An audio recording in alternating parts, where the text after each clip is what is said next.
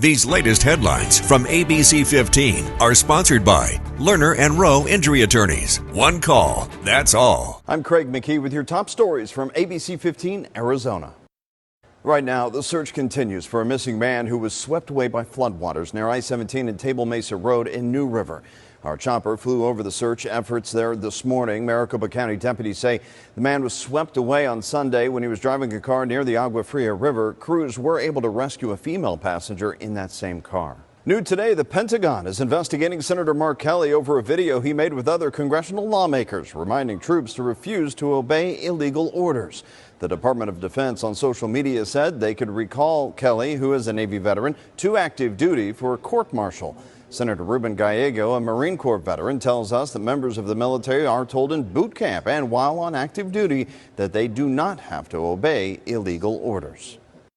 It's something that we should all be worried about. Like what happens when the president can just intimidate a foreign member of the military that is serving their country and just doing what they think is best for their state and for their country? This is pure intimidation. Senator Gallego calls the investigation a distraction from the Epstein files. The president signed a law last week instructing the Department of Justice to release files related to convicted sex offender Jeffrey Epstein. Mark Kelly releasing a statement today saying that he has upheld the oath to the Constitution that he swore when he was 22 years old through multiple deployments, space shuttle flights, and in retirement. Responding in part, quote, "If this is meant to intimidate me and other members of Congress from doing our jobs and holding this administration accountable, it won't work. I've given too much to this country to be silenced by bullies who care more about their own power than protecting the Constitution."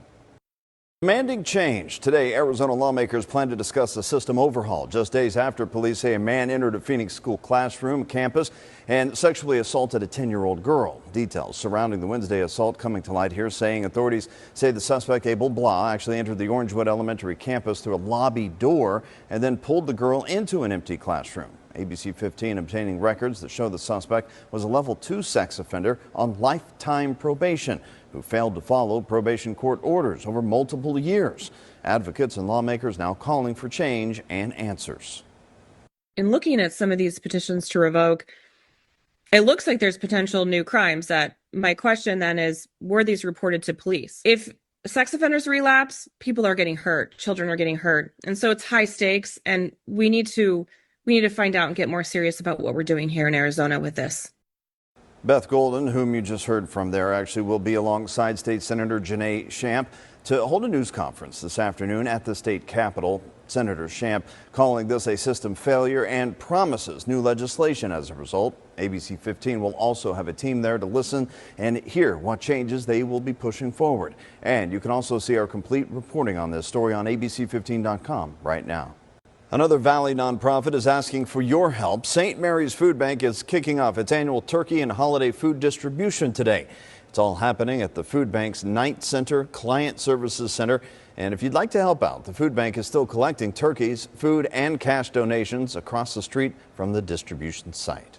Ensuring everyone has a hot meal this Thanksgiving. Starting today, some amazing volunteers with St. Vincent de Paul have begun preparing more than 5,000 Thanksgiving meals. They will spend the next 3 days cooking it all in the downtown Phoenix areas there with meals served in Mesa, El Mirage, and Phoenix all on Thursday. So as a reminder here, if you have a frozen turkey, you may need to start thawing it out now. The USDA says a 12 to 16 pound turkey needs 3 to 4 days in the refrigerator to thaw out safely. If you missed the deadline, well, you can thaw it out, of course, in cold water, but it takes 6 to 8 hours, and you need to change the water every 30 minutes. After a very wet weekend, we are now drying out and warming up. In your most accurate forecast, we are going to see plenty of sunshine over the next couple of days before another weather maker comes our way. Chilly starts to the day. We're talking about 51 for tomorrow morning, then making our way to 72.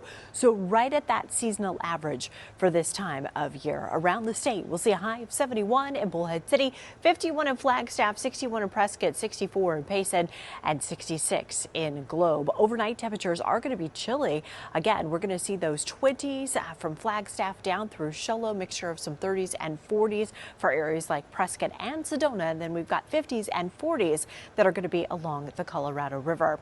The extended forecast puts those temperatures going to the upper 70s, so above normal for Wednesday and Thursday on Thanksgiving. After that, we're slowly cooling things down. Little weather maker coming in. We'll be back to highs in the 60s by Sunday.